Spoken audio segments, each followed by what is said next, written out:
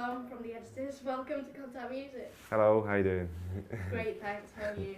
A bit tired, I need a shower, but we're here at Leeds for our biggest ever gig, an outdoor gig. You know, we've never played outside at night before, let alone to all of our own, I guess, our own fans, you know, people who come to see us, so it should be a good night. It's been a frantic morning though, because all of our gear got left by the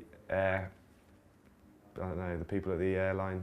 We flew from Munich this morning and they didn't put our guitars on the plane or amps or whatever, so we've kind of borrowed and, you know, and bought, and it should be okay. We'll triumph in the face of adversity. It is rather ironic though, isn't it? Yes, it's very ironic, yeah. I don't think you could have made that. No.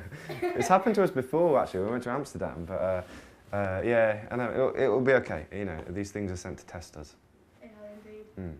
So you're here in Leeds on your biggest date. Yeah. 2 days. Outside it's looking great. I hope so. You know, I hope it doesn't rain. Yeah. Even if it does rain, it'll be fine. It doesn't matter, does it? Exactly, it'll be fine. They're made of stronger stuff up here, aren't they? So. Well, so they say. Yeah. Don't know whether that includes me. So you've been over to Japan and all over the place recently. How was it over there? Well, it was amazing. You know, we came back from a 7-week tour of the States and straight to Japan pretty much, and it was everything you expect Japan to be, full on, you know, visually exciting, and the people are so, you know, passionate but kind of different than Western people, obviously, in the way they express themselves about your music. But it was an amazing week. Yeah, it was good. And you went over to America then. How was it over there? Good, you know, we're very much starting again in the States. Our album's only just come out over there, really, less than 2 months ago. So it was the kind of first rung of the ladder, touring again, and like going back a year, pretty much for us, like it was in the UK. But it was great, you know, it was good. The response seems to be excitement, and I think there's something in our music that American audiences may well get, and you know, but it's a very different kind of kettle of fish in America. We're fully aware that the work we're putting in there, spending time there, is maybe so we'll be big, not on this record, maybe not on the next record, but you know, for the third record or whatever. So you need to do that work and go to places like Cleveland and Burlington, the kind of the smaller places other than just your New Yorks and your LAs. It is. It's all about reaching people directly to them. Yeah. So is America definitely on your agenda? You know, are you going to keep on going back there? We are. We will do. Yeah. I mean, also at this moment in time, you know, we're also very aware of the second record, and we know that we need to say no at some point and stop and start doing the second record. And we're writing it now, but we need to record it, and it'll be recorded by the end of the year. But we've got a busy summer of festivals and more time in America. But you could keep going back forever, and you need to know when to say stop and then go back with the next record. Yeah, sure. And you guys started out in Stafford, yeah, we of did. all places. And I know there's just no music scene whatsoever in Stafford. Yeah. Is that kind of why you moved over to Birmingham? Yeah, I mean, well, we were studying there as well, and we kind of became friends there, and our music came from there. And when we finished university, you know, it was a pretty easy decision to make to move away from Stafford. And we had management who were based in Birmingham. We moved to be close to them. I think Birmingham did us some favours. You know, it kind of sheltered us away from any outside influence, and you know, the London, you know, new bands move to London to get a deal is a bit of a myth, I think, for most bands. So Birmingham looked after us, but none of us are from Birmingham, but I think the band is seen to be from Birmingham. Sure. Yeah. Well, it makes sense. Yeah, you know, you got to come from somewhere, haven't you? Do indeed, especially if you're all from different places. Yeah, exactly. Some kind of joining factor. So, from like you're obviously on the road a lot at the moment. Have you been writing a lot on the road? Not particularly good at writing on the road. At days in between here and there, we write and we kind of try and bring ideas to fruition on the road. So we have 2 new songs that we'll play tonight, and there are some other songs in the background that we're thinking about, and we'll, when we have time, work on them. But I'm always writing words down and stuff, and the songs kind of start with me, and that kind of thing can happen on the road slightly. But no, the creative juices are flowing, and yeah, we're excited about the next record. So, the record went platinum, last album. How was that? Yeah. Oh, it was awesome. Yeah, we kind of, you know, it went gold late last year, and we thought, you know, this is amazing. What a brilliant year, and we were so proud of what we'd achieved by that point. And then we released Munich again, and it went up to the next level, and I was like, oh, you know, Jesus, it's pretty mad when you think, you know, it's like, I think they sold, you know, 400,000 copies now or something. So, yeah, it's, you know, people going out and buying your record is the biggest compliment you can have as a musician. Well, if they like it, I suppose. If you don't see it in loads of second-hand shops.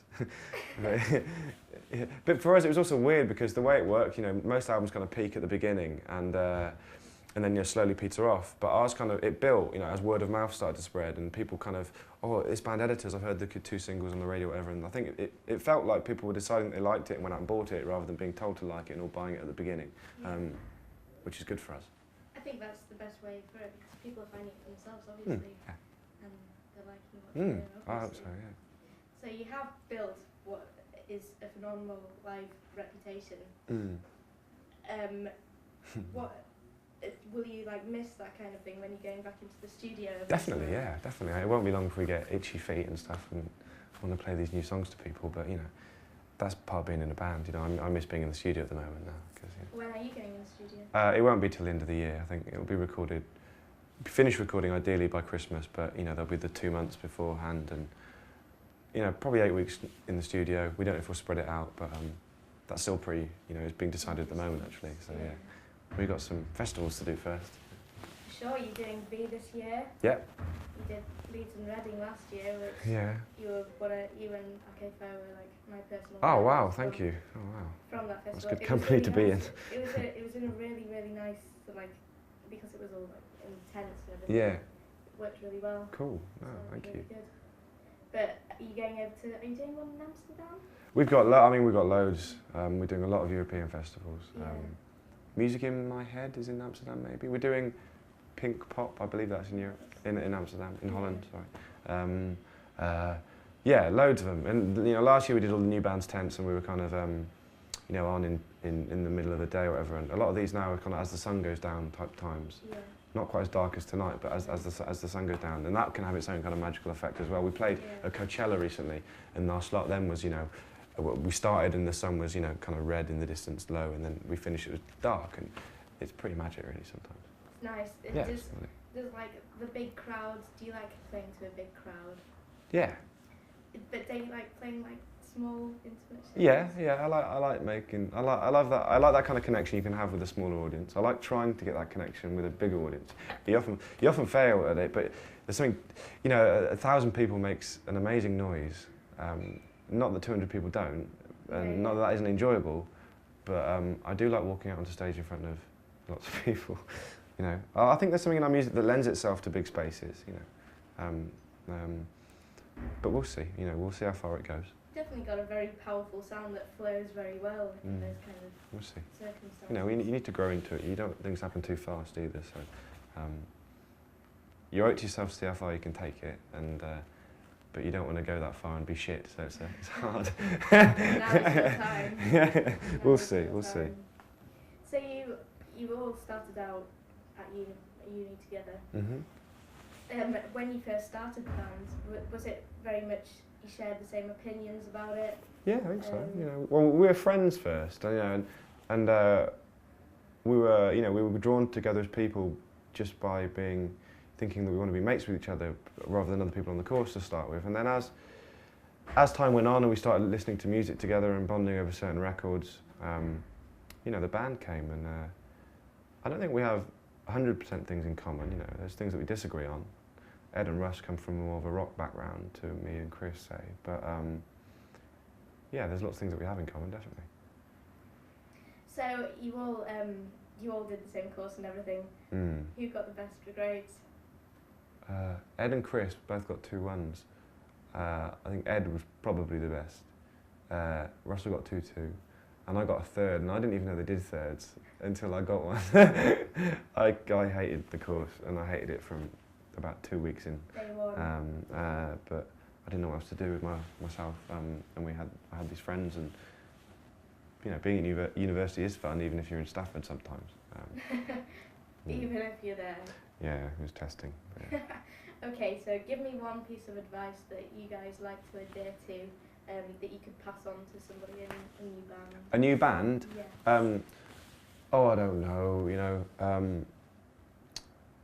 I wouldn't try and pay too much attention to other people or anything other than what you're doing. But oh, I know the best piece of advice that you can give any band in dressing rooms. You'll see they're all adorned with graffiti of bands that have played there and stuff, and local bands and bands that maybe had one single. You never see stickers or graffiti of bands that have gone on to bigger things. You never see bloody, I don't know, U2 stickers or Radiohead stickers on the walls of dressing rooms. So maybe if you refrain from graffiti in your formative years, you'll be bigger than those bands that are still there in years to come. That is awesome. That's the best piece of advice that we've ever had at Music. Okay. Yeah. But anyway, I'm going to let you get going and go and get a shower. Cool. I'll sound check first, then a shower, and then massage. No, I'm joking. And then the show. Well, Tom, thanks very much for speaking to contact me. Thank you for speaking to me. I had a good time.